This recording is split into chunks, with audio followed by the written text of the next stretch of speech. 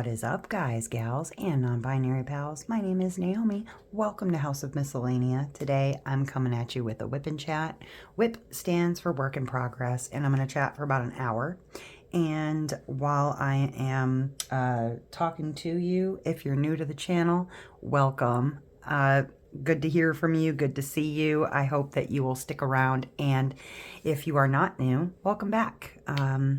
Always a pleasure, and I hope that you will also stick around. Before I get into the WIP and chat, let me first go over the tools that I have here in front of me. Now, if you are looking for any of these items, either A, leave me a comment down below, ask me where I got it from, or if you check down in the description, all you have to do is look underneath the video. It'll have a little title of something and it'll say ...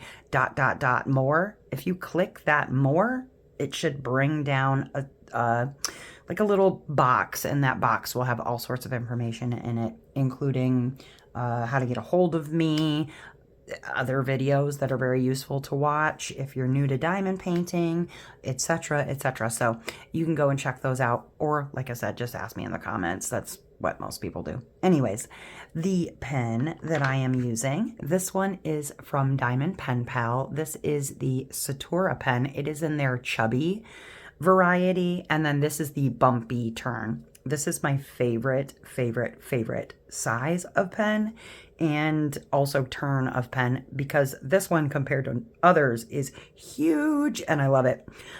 This one also glows in the dark. Not that that matters when you're diamond painting. Like, who's going to diamond paint in the dark? Probably not me. But in my single placer here, I am using excuse me, Ghost from Diamond Painting Daily. You can find Diamond Pen Pal, where the pen is from, and Diamond Painting Daily over on Etsy.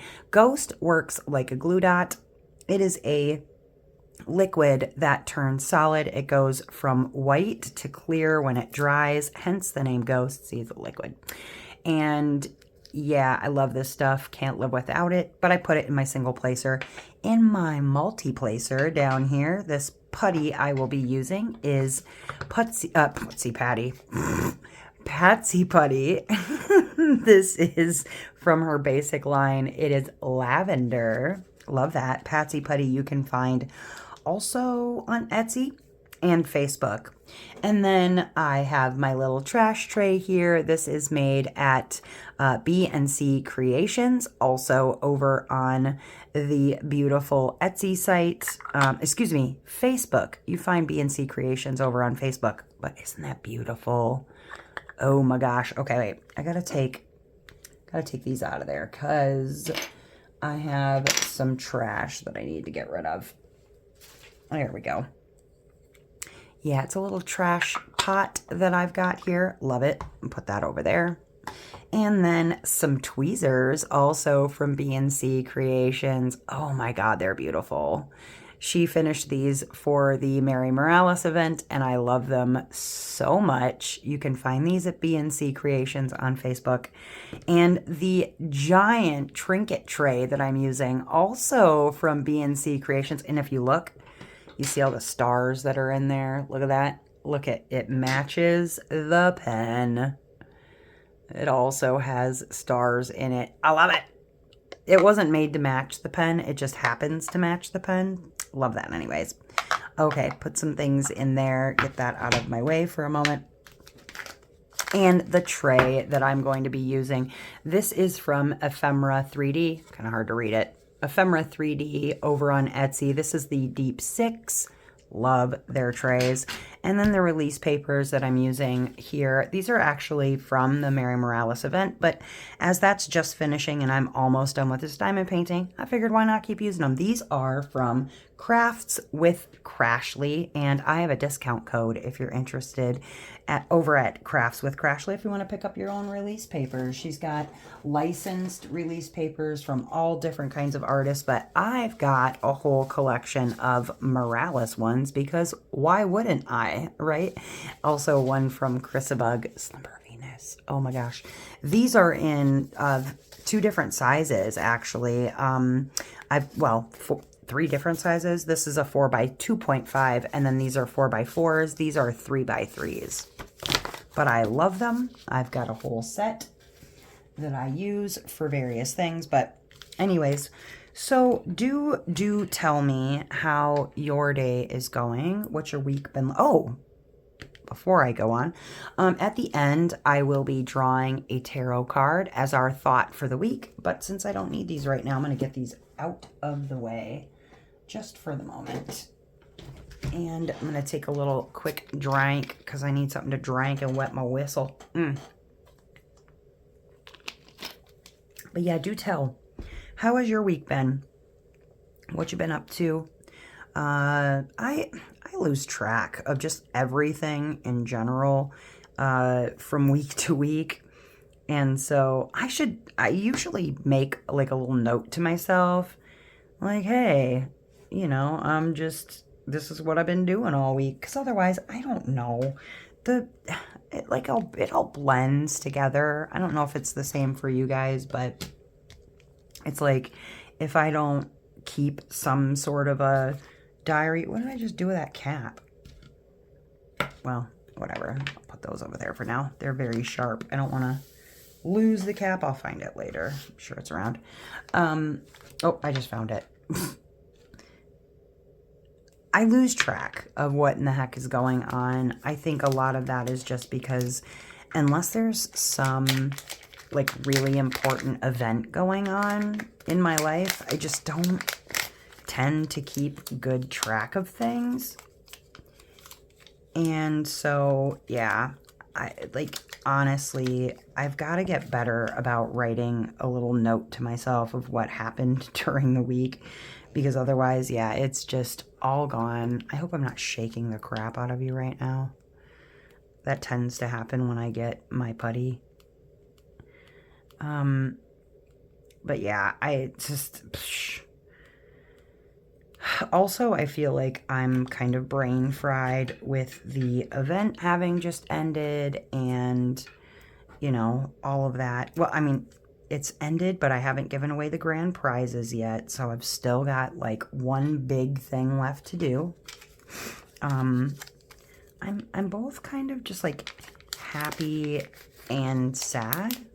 I talked about this last week, so I'm not really going to go into like too much detail about, you know, the event ending, how I'm feeling about it, because honestly, it's not that important, how I'm feeling. And I mean, it is. I don't know. It's not important in the sense that, like, I try really hard not to bog you guys down with my emotions, especially when it's like I'm feeling sorry for myself, or I'm just, I don't, like, how to describe, indulging in my own self-pity bullcrap. I just feel like there's too many people out there as it is who are very focused on, I don't know, just like allowing life to cause them too much, I don't know, pain and discomfort and upset and anger. And, you know, I feel all of those feelings. Like, don't get me wrong, I am an emotional person. I'm a highly emotional person. But I feel like allowing myself to indulge in, I don't know, complaining about it to others is a step too far for me, I guess. And I feel like an ass when I do it. I don't know how people can take this sort of a like a venue, I guess, and then turn it into their own personal, like, dumping ground for their problems. And while it has less to do with me not wanting to feel like I am getting close with people, because I have gotten close with many of you. I feel sometimes like it builds and breeds this very negative environment, and often I have gotten myself wrapped up in that sort of just, I don't know, need to complain about things. And I know I brought it up probably, it's been a while now since I've really talked about it, and I had been going through something in my personal life with regard to someone who I thought was a friend, and as time kind of went on, I realized that the person maybe wasn't supporting me as much as I initially thought. I think some of being a YouTuber and in the diamond painting community and sort of like in the know about stuff and being involved with companies, like I think in a way at first that person was really supportive, right, of me as a YouTuber, and really was excited about me starting to work with Diamond Art Club. And then, when that ended, it was like, not a big deal, whatever. I started working with other companies. This person was still, again, very supportive, like, giving suggestions about the channel, giving suggestions about events, like making it seem to others like they were very supportive of me as well. And then I don't know if maybe in a way, like either A, jealousy maybe crept in a little bit, or B, that person just maybe didn't really ever like me as much as I thought that they did. And I had shared a lot of myself with this person. And then eventually things started to really go south. And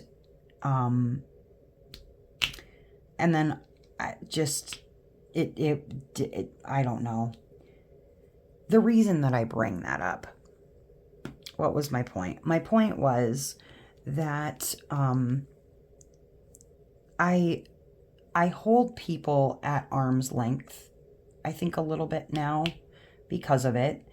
And two, I also worry that when I was around that person, and sometimes still when that person is around, I find myself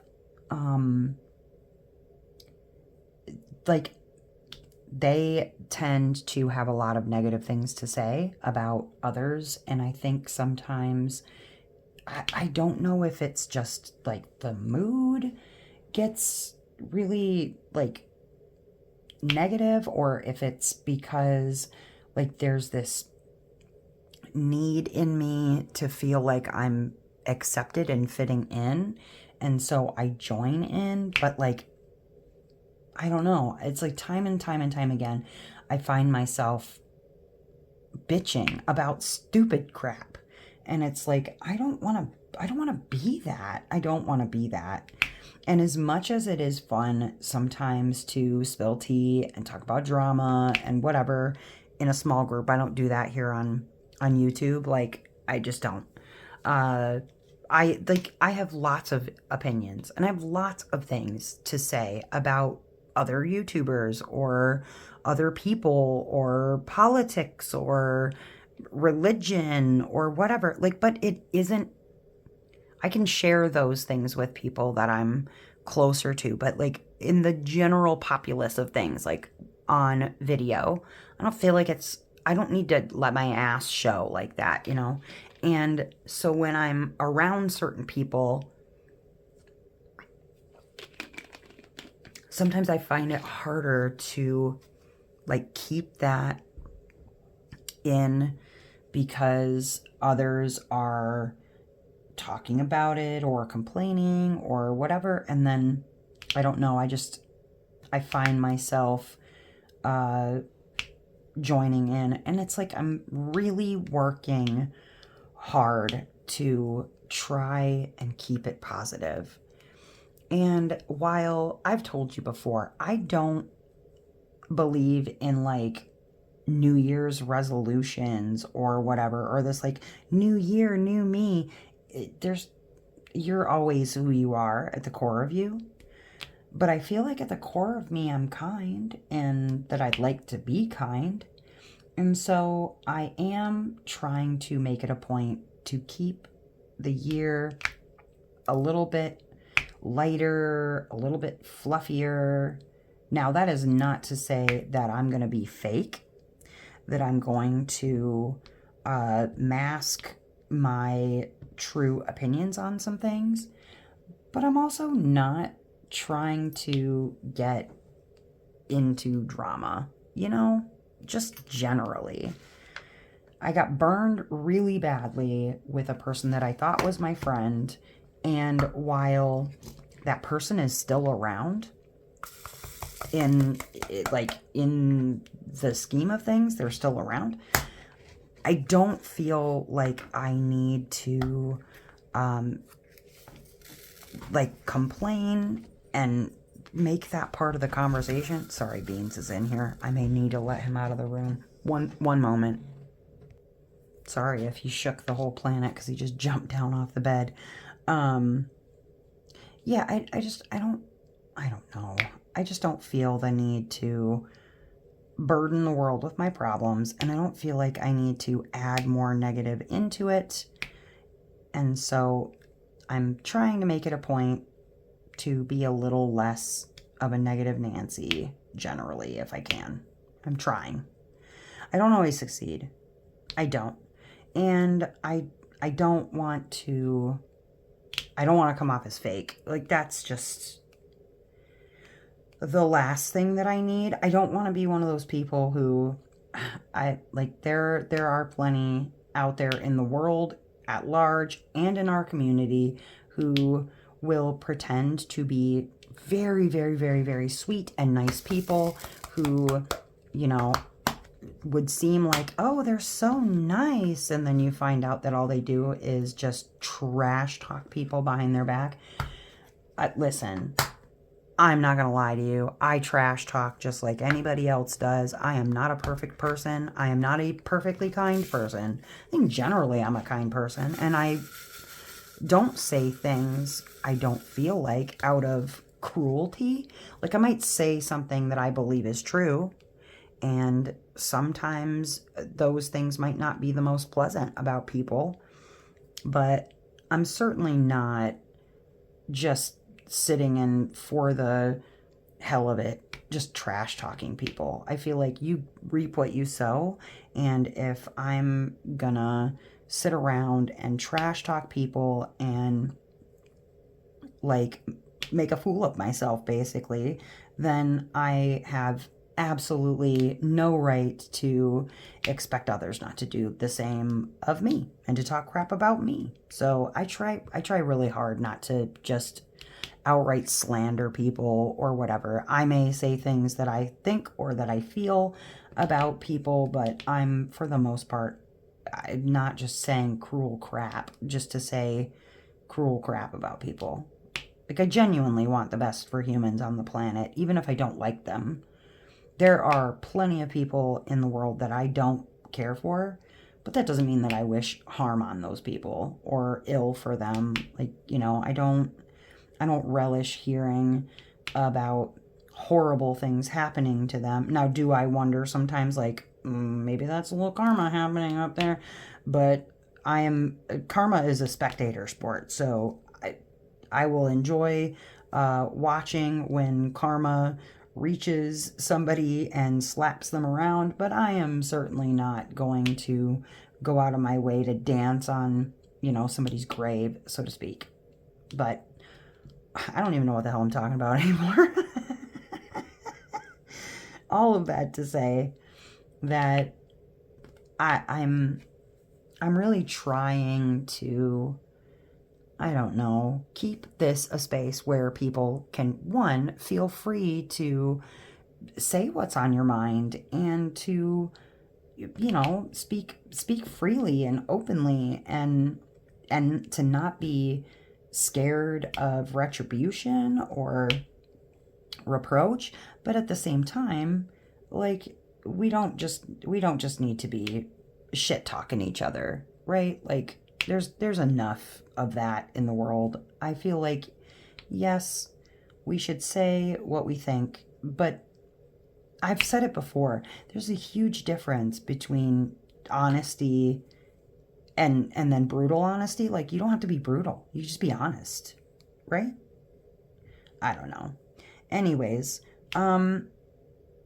the week, like I said, it all kind of bleeds and blends together. Like, I don't really have too many important things to tell you about the week. My in-laws are leaving for Florida on the 10th. I think it's the 10th, which is coming up very soon.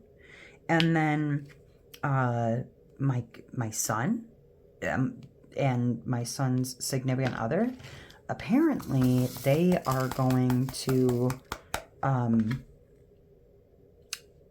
Kansas, I guess, for a couple weeks. I don't know when that's going to be. Maybe like another week after my in-laws leave for Florida.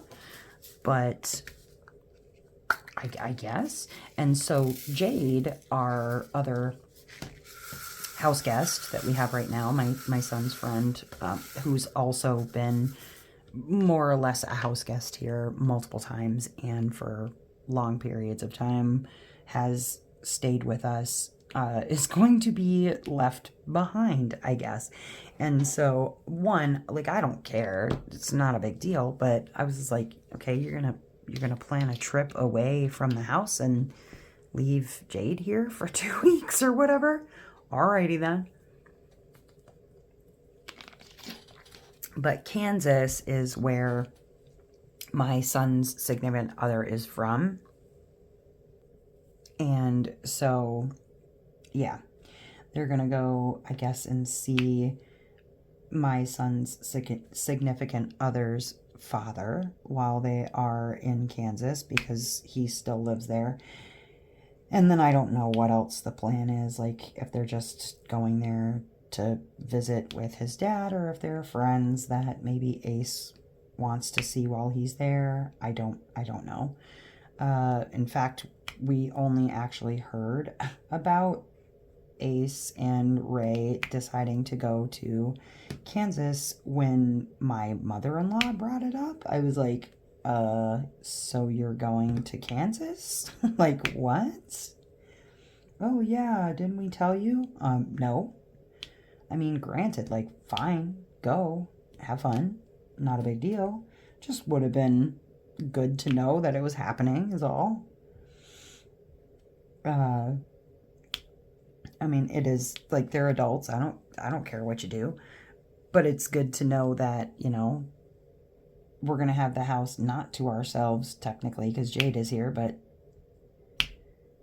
just, like, kids. I don't know, man.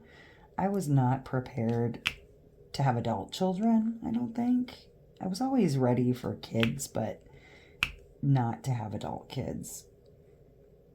I talked to my daughter this week. We were talking about family and things like that, and without getting into it, because it's not my business to share or whatever, but I think that my oldest is learning that relationships are complicated.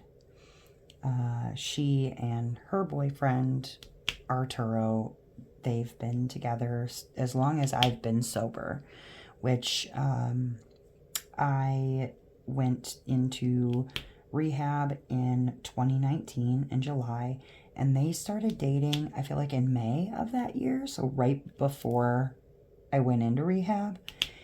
And so going on, what is that, 7 years? 7 years. I can math. Going on 7 years. And I think now that they're both out of college, because they both spent the remainder of high school and then college, all of college for both of them together. They lived in a dorm. Like, life wasn't fully lifing yet. They didn't really have, like, adult bills that they had to pay. They didn't really have any specific responsibilities yet. They were still focusing on school, getting that part of their life handled and what have you. So now they're living together. They're both paying bills. There's other things going on, but I just don't think that the two of them were really ready for, like, real life, you know? Not that they weren't real life in before. They were living in a dorm. It was different. It was very different. And so even with 7 years together, they're learning a lot. And sometimes I worry that they're not going to make it. I don't know the future. I really don't. But I think that my daughter worries that, you know, it's this big waste after spending 7 years with somebody. If it doesn't work out, you know, then you've wasted that time. Now, again, I'm not going to go into particulars, and that much, just sharing that much is a bit of an overstep, as much as I'd like to share about my family. But I want to segue into talking about what it is like for a person who, well, she, like me, discovered as an adult that she has autism. And they're both of them have psychology backgrounds. And I think what has happened is that the more educated that both of them are in psychology, that sometimes those, like, I don't know, mental disorders or issues that a person can have, like, sometimes I think that their generation can get very focused on labels. And I can tell you from personal experience that, you know, having found out late, very late in my life, that I'm autistic, I'm trying, and I know my daughter is trying to make it so that, you know, we're not allowing it to change too much. Like, obviously we're still who we're going to be at the end of the day, right? But it helps to explain some things. And so we're trying to navigate relationships with other human beings now with the understanding that all this time we weren't just weird, we were autistic, right? And so I think that in that same way, there are certain things that you come to learn that you can't actually change about yourself. And so rather than attempt to change those things, even if some of those things may be causing an issue in your relationships, you're trying to find a way to work with it or around it so that that relationship can still work. And so back to myself, because again, I don't want to talk too much about her problems, because that's not what I'm here to share. But what I will share is my own perspective on being a person with autism and then being in relationships when you're autistic. And that's friendships, that's everything, right? And why and how that can be a big struggle. So I know that, like, for me personally, one of the things that I really massively struggle with, obviously, when it comes to like adult autism, is that friendship rules and relationship rules are really, like, mostly unspoken, okay? So when it comes to adult friendships and adult relationships, they run on these invisible social rules that, like, nobody tells you. You're just supposed to, like, intuit somehow on your own. Like, for instance, when to text somebody, how often to check in with people, how much personal info is too much personal info. I struggle with that often. When is a friendship close versus when is a friendship casual? I'm really bad with that one. Like I said, I think I'm learning that I may think somebody is a better friend than they actually are, because I don't, is like, I guess I'm like, is this normal? Is this natural? Like, I don't know. Do people normally act this way? Like, is this what you're supposed to do? How to tell if somebody is pulling away from you. Oh my gosh, I struggle with this intensely. I feel like it's every day it's a struggle to know if somebody just would like me to just leave them alone. And then oftentimes I'm over asking questions like, are you okay? Are we okay? And then the person is annoyed with me. I don't know what I'm doing wrong, because in my mind, like, the asking is supposed to be okay because I'm checking in, but then, like, for others, the asking is just too intrusive. It's like all of these things are supposed to be intuitive, but they're not. They're learned intellectually, and if at all, and because people rarely just explain them, it feels like everybody has a manual that I never received, and the constant guessing is exhausting. It's so tiring for me to just sit and wonder. And so I'm bad at friendships. Like, I'm bad. I'm just really bad at friendships. And it's not personal, but I think people often take it personally. So, like, there's also masking, which, again, I was not diagnosed until I was in my 40s, okay?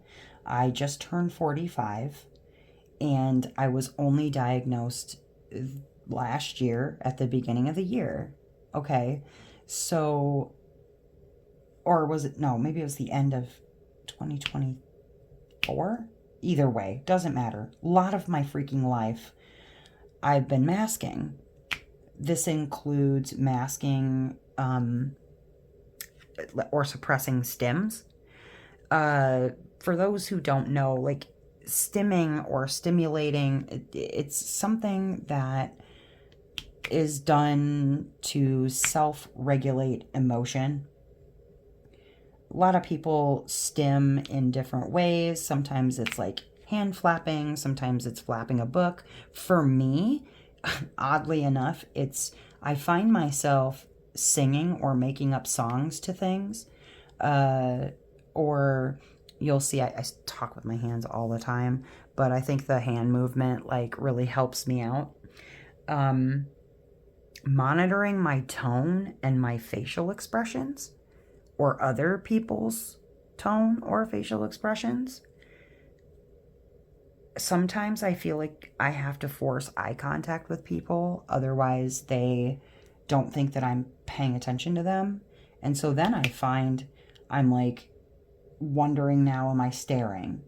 Do they think I'm staring? Do they think I'm weird? Am I blinking correctly? Am I blinking enough times? Have I blinked too many times? Am I smiling wrong? Does this person think it's weird that I'm smiling? Like, seriously, all of this stuff is going through my head while I am maintaining a conversation with somebody. And then I'm trying to edit myself, my natural responses, the way that I would, like, the way that I would just normally interact with a person. I'm sitting there and editing everything that comes out of my mouth. And like tonight, oh my God, I embarrassed myself, but it was the exact way that I needed to be able to explain something. We were talking about colors, and I've mentioned on prior WIP and chats that I have what's called synesthesia, and that is that I can sometimes, not sometimes, but I see colors as numbers, numbers as colors. Like colors have flavors, words have texture or flavor, or like body sensations.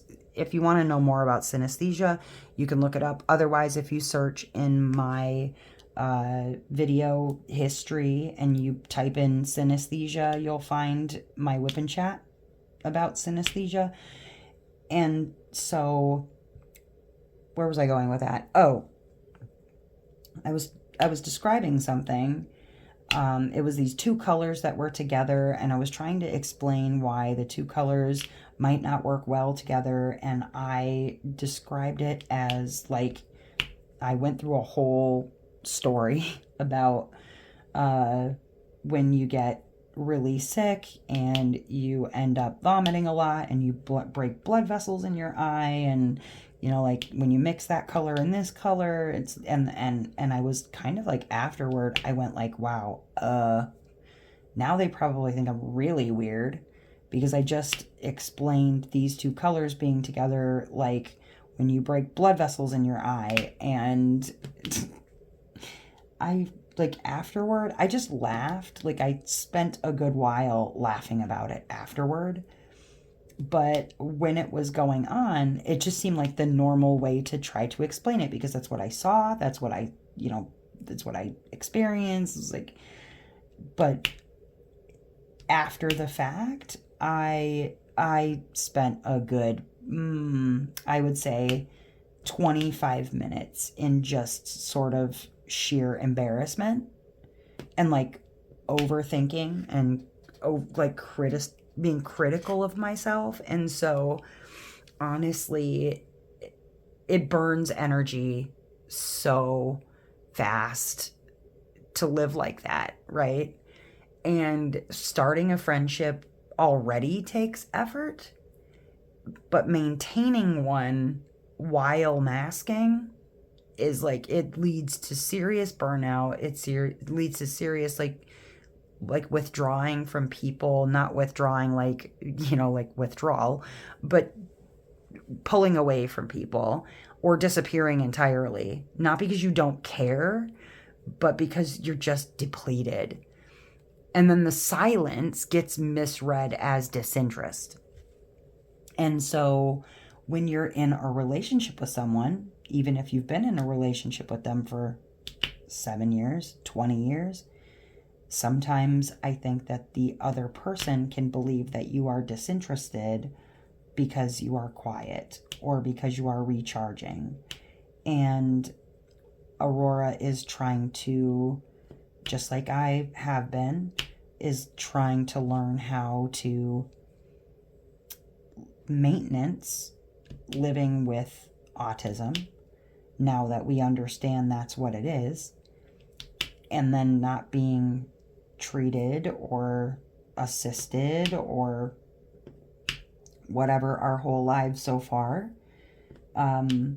It can be really hard to essentially also try to train your partner into understanding that what you're doing is not meant to be this like cruelty. It's not, it's just trying to self-regulate and to self-soothe and to regulate your emotions in some sort of healthy way that isn't just a meltdown. So adult friendship is like, it's already so hard that autism spectrum disorder adds these extra layers, right? So even neurotypical people struggle with friendships because people are busy, routines don't align, energy is really limited, and life stages diverge. And like for autistic adults, you add to all of that, there's this sensory overload all of the time in social settings. And there's these anxieties around group dynamics, especially. Oh my God. I had a conversation. It was, I don't know, some time ago, some weeks ago. And in the conversation, two people at the same time, we were just having a conversation. It was myself and several other people, but two of those people were kind of critical of something I was saying or something that I was doing, and had some constructive feedback, I guess, for me. And with the two of them discussing it with me, I was mortified. Like, I felt stupid. I was embarrassed. I was like, oh my God, how long have I been stupid? And like, how long have I been doing this? Like, what? Like, I'm trying. I'm really trying. Like, I was mortified. I don't think I spoke to anybody the rest of that week. I honestly don't. Because I was processing. I processed for a really long time. And group dynamics are really tricky because, especially if two people have something negative to say at the same time about me, then I'm the center of attention, and I'm just hot everywhere, and I struggle. I really do. I struggle. And I knew that they didn't mean anything by it. It's not like the point of it was to call me to the carpet and make me look stupid or anything. It did. It called me to the carpet and it made me feel stupid. But I know that wasn't what was intended. It was intended for me to try to hear what they were saying so that I could, I don't know, improve and not necessarily just say whatever I'm thinking or do whatever I'm feeling or whatever, but it didn't hurt my feelings. Like, that's not the emotion that I was feeling at the time. What I was feeling was just embarrassment. Like, man, I wish that would have been said to me, just one of them, or one at a time, or not at all. I don't know. I have no idea. But I was exhausted. I was really exhausted. And then there's other people seem to bond through like really quick chats or really like these shared routines. And I feel like when I do have an interaction with somebody, I need a meaningful connection to feel invested in that person. And that takes longer to build. And I don't think that everybody is always willing to invest that time. If they don't know for sure that they're even going to like you in the first place, then why would they invest that time in the, to begin with? You know what I mean? I think that there's also a problem with like different communication styles causing all of these misunderstandings. And like, my communication style is often very direct, very honest, very literal, less filtered. And I think that in my experience, neurotypical people, their communication often relies on implication or tone shifts or this like social cushioning that I'm not good at. I often say the literal meaning of things because it's correct. And in fact, I was saying earlier, like during my live stream, we were playing like a would you rather game, and this one was just, like just a normal would you rather. And one was, would you rather know would you rather always know what people are thinking, or always know when people are lying? And then another one was, would you rather I forget, it was something about lying and telling the truth, or lying and something else, and it's like not being able to lie was one of the options, or something else. And it was like, holy crap, I think it was like always speak your mind or never be able to lie, or something like that. And it's like, I try very hard to do that social cushioning and to not always say what's on my mind. I fail. I do. But I also feel like I do really try to like think before words come out of my mouth, so I don't immediately hurt somebody in just telling them what's true. And yeah, that social cushioning I feel like I lack often. I think there's a lot of reading between the lines that I'm not good at, that neurotypical people have in their communication all the time, And I think because of that, I can be seen to be very blunt or cold. And I miss hints that somebody is upset with me because they don't tell me. And I've asked people in the past, especially the person that I mentioned earlier that I was having issues with, like when we were having these issues and I would get this weird energy read off of them, like something's wrong, something's off. I feel it. Do they not feel it? Like I'm noticing all of these patterns and it's different than it's ever been. Like what's going on? And oftentimes it's because I am not understanding that there is a hint in there that they're upset with me, but they don't tell me what it is. And if they would just tell me what it is, I could fix it. And oftentimes I don't always realize that a friendship has changed until it's gone. It's missing. It's just gone. It's done,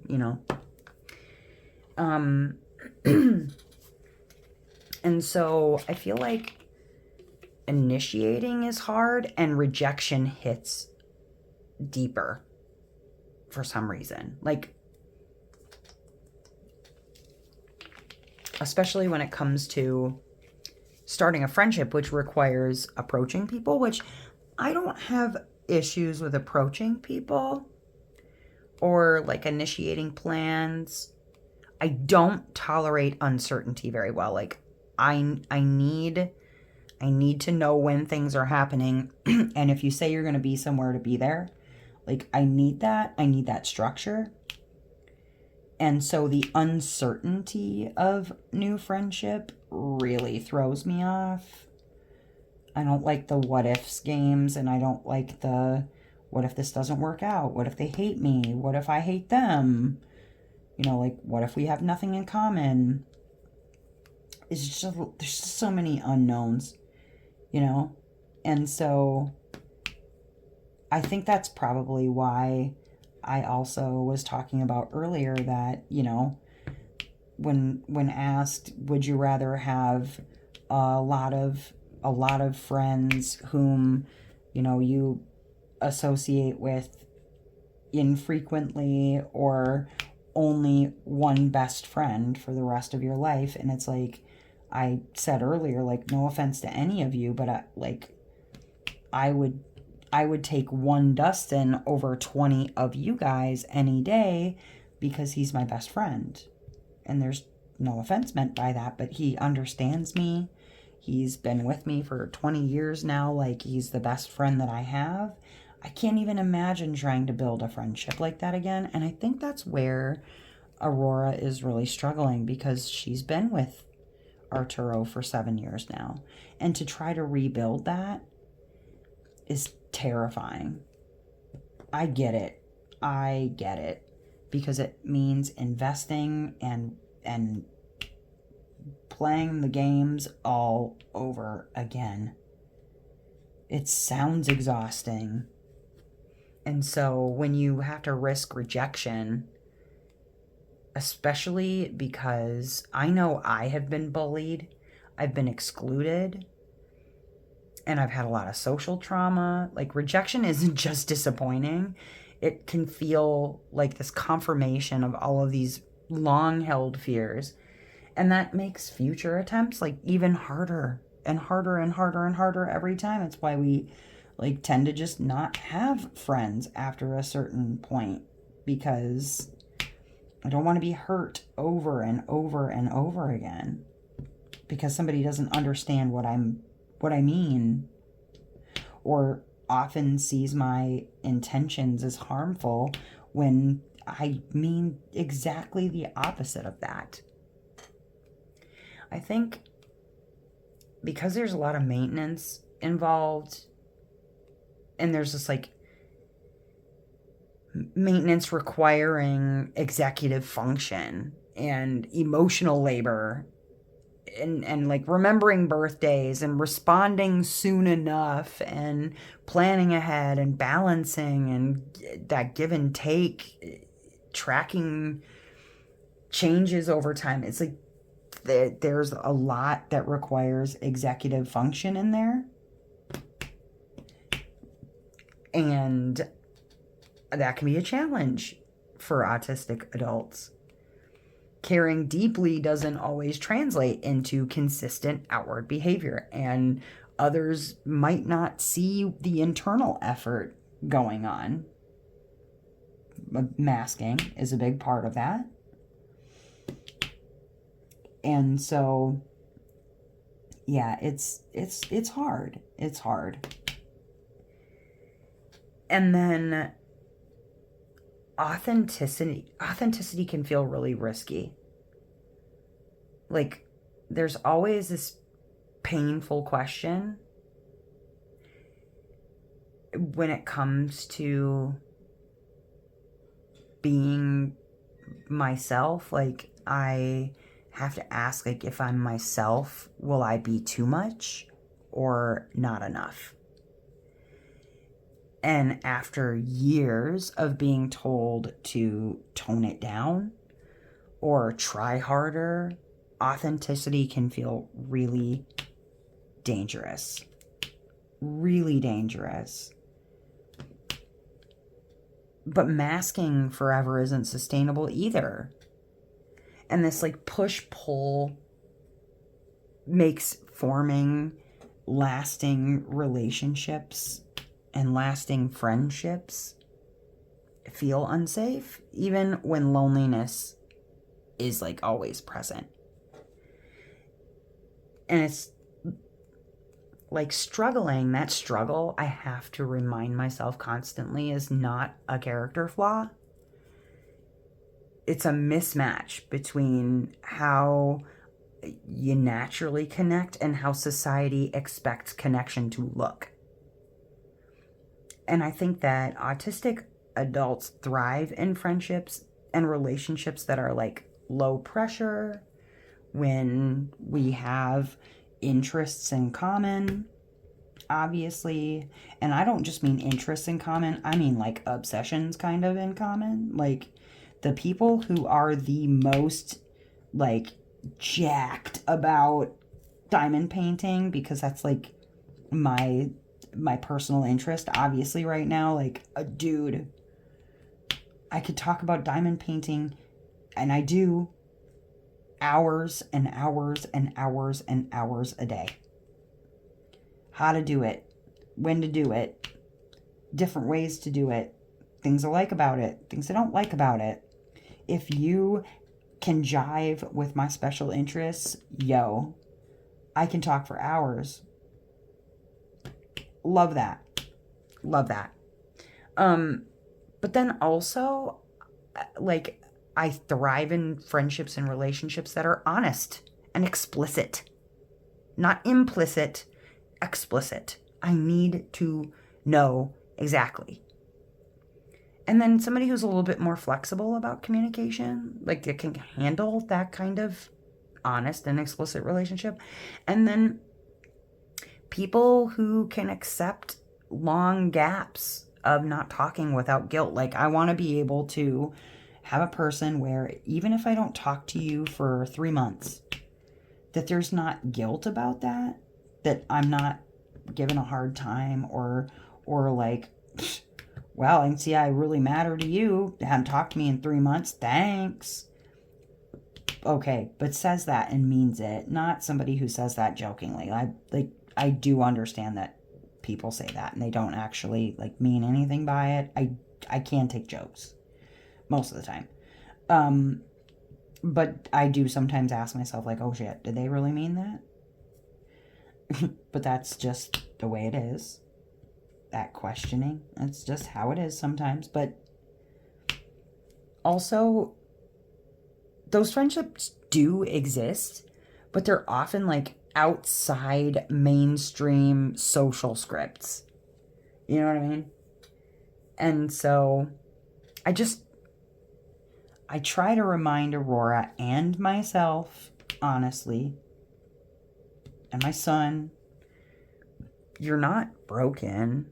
You're just navigating a world that wasn't built with your brain or my brain in mind.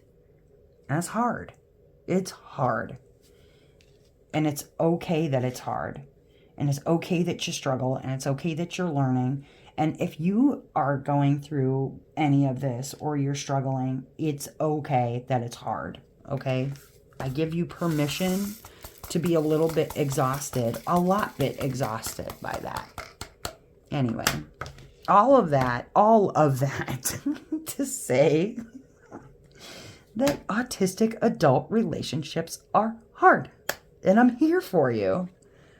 Okay, look at that. I got through some leaves, so that was exciting. I never even told you what piece I'm working on. It's the Birth of Teratoph Corinne. It's cute. I hope you like it. I'm liking it. I'm almost done with it.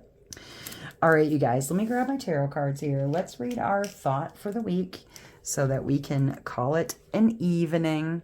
All right, I've already shuffled these, so let's find out. What do we got here? What's our thought for the week? I got to look for boobs. No boobs. Fat baby. The Maiden. Isn't it cute? Oh, the Maiden. The Maiden. What does the Maiden have to tell us today? The Maiden. Here we are. Keywords for the Maiden are auspicious beginnings, birth, growth, joy, and hope. The Maiden signifies new beginnings and growth. You couldn't ask for a more auspicious card than this if you're beginning something new. Spontaneity, joy, growth, exhilaration, and promise for the future are signified here. We must note also that in the early stages of any process, there's vulnerability and a need for protection, shelter, and guidance, but there's also a magical impetus toward burgeoning growth. Trust the process, but take care of the details as well. The Maiden is also the inner child who needs to be under the supervision of a competent inner adult in order for her to feel secure and loved. She's not happy when we spoil her. Consider what is growing in your life. Make a list of your hopes, dreams, and plans. Look for the growth within you and think about how you can cherish and nurture that. Bless the growth you see around you. Interesting. New beginnings and growth. Okay. I could use a little new beginnings and growth, and I think that I am growing. I think this conversation tonight is a really good indication that I am growing. I'm learning, I'm growing, And then as for the new beginnings, well, we'll see. We'll see. I've got to find out and make sure I have some sort of the supervision of a competent inner adult. I need one of those. But consider what's growing in your life. Make a list of your hopes, dreams, and plans. Look for the growth within you and think about how you can cherish and nurture that. Yeah, that sounds pretty good. Bless the growth you see around you. You're growing too every single day. Don't forget that. All right, you guys, that's all I have for you. I hope that you enjoyed this whip and chat. I surely enjoyed just talking my brains out for you to hear about. As ever, you guys, I hope that wherever you are in this great, big, wide, wonderful world of ours, that you're having a glorious morning, evening, or afternoon, whatever time it is, wherever you are. All right, I'll see you next time. Bye.